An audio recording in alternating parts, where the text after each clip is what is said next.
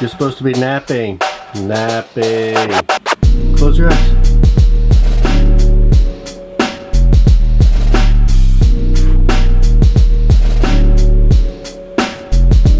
She's not gonna close her eyes.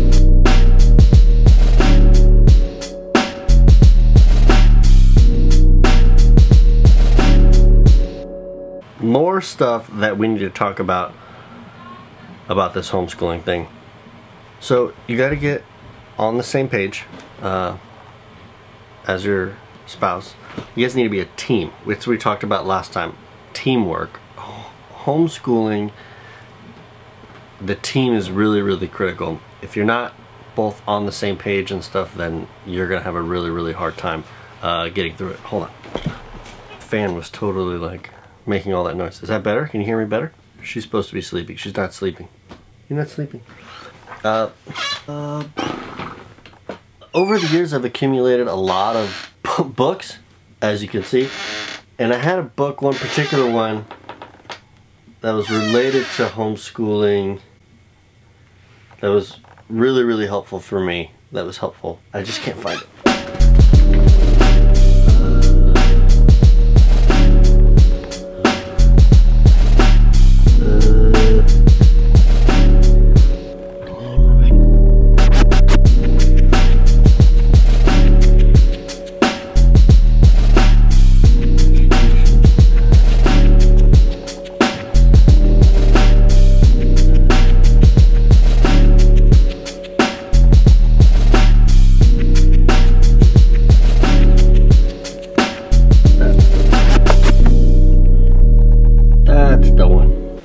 Okay. Alright, this is the one. This is the book. So this is called The Paideia of God. It's and Other Essays on Education. It's by Douglas Wilson. Really, really great book.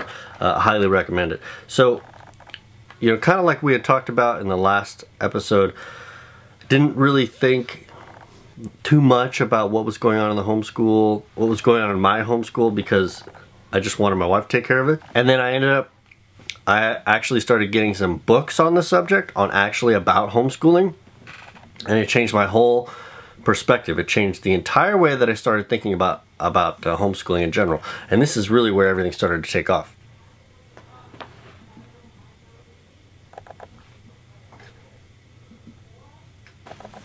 Okay, so right here, chapter 1 talks about Paul in the New Testament says that fathers are to take care to bring up their children in the nurture and admonition of the Lord.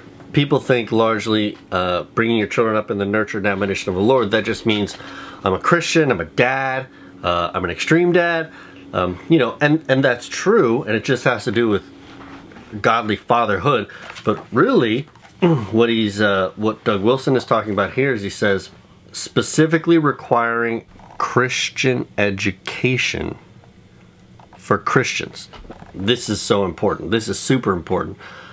It means, I forgot, what does it mean? Here it is.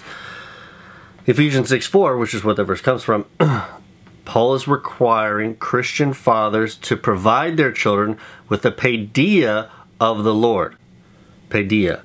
And I had to look that up, paideia.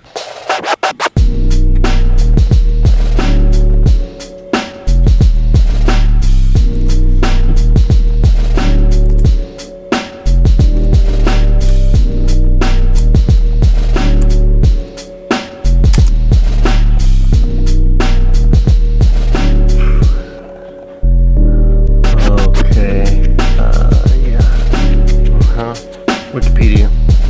So basically talking about how that has to do with referring to the education of the ideal member of a citizenry. Paideia has to do with much more than just what our kids know.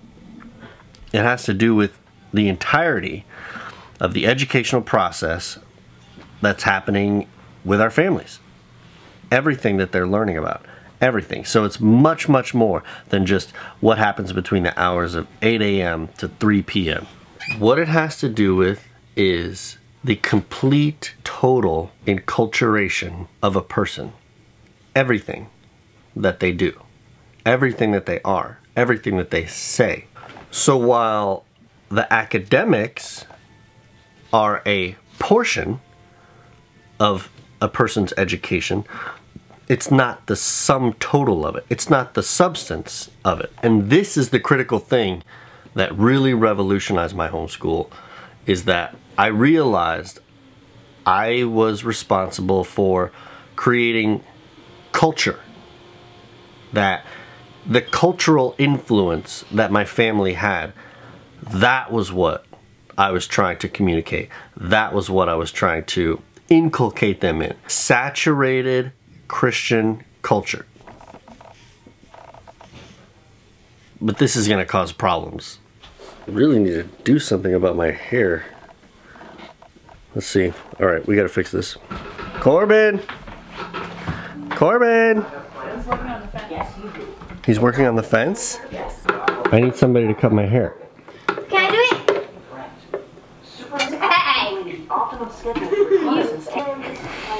it? What's gonna happen if you cut my hair? I'm gonna be bald.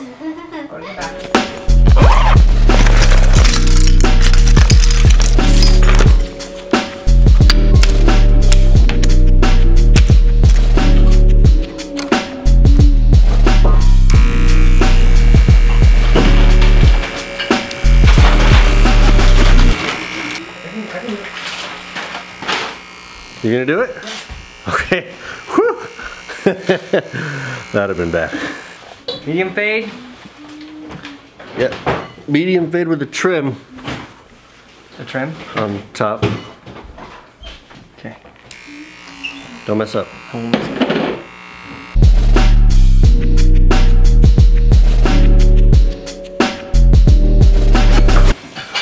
What it meant was that it was about much more than the subjects that we were teaching.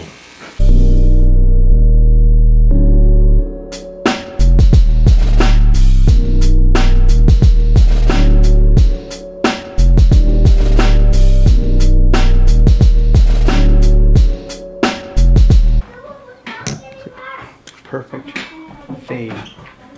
Does it look okay? Yeah. Think so? Yeah, I think so. It's pretty good. A pretty good cut. That's good. So this is what happened. So I finally started realizing that I was responsible for all the things that were happening in my home and everything that my children were learning. And the things that they were learning composed everything that they did, everything they experienced, everything they come into contact with, every influence that they had in their life. And I was responsible to ensure that it was cultivating them towards godliness, towards Christian viewpoints, towards a Christian environment, a Christian aroma. So this was really tough. This is really tough on me because I realized I was way behind. I was super behind. I hadn't really done anything. And so I was in, you know, I was basically in just pickup mode. I was just trying to figure out what to do. I didn't know what to do. I didn't know what to do. I needed some help. I needed ideas. I just needed to start getting more serious about what in the world we were doing in the home.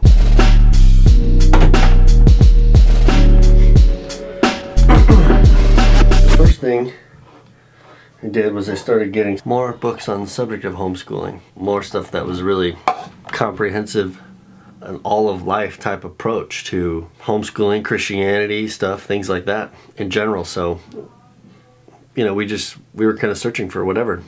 So books, lots and lots of books. I can link to some of the books that we got down in the description below, some of the ones that really helped us a lot. There's a couple in particular that really helped us. Vodi Baucham's book, Family Driven Faith, was huge for us, very influential in our lives, and it was right along these same lines about a all-of-life view for how you're living out your faith. Not just in education, but in everything.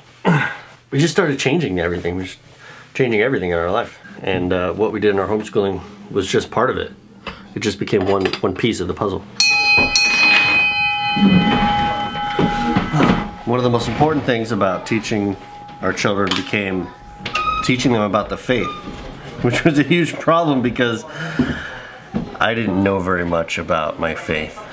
Come on guys, let's eat.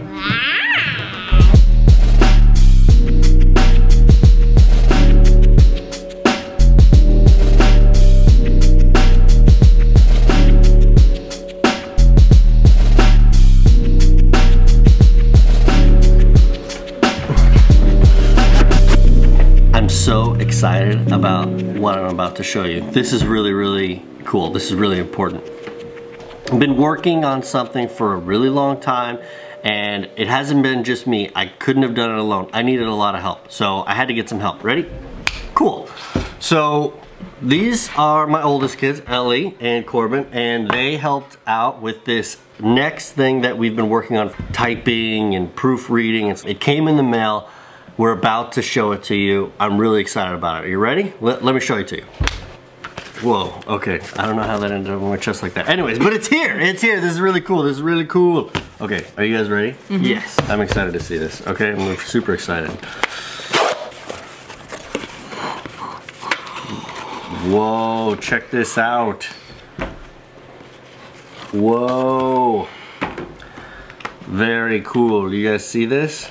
Woo! Wow.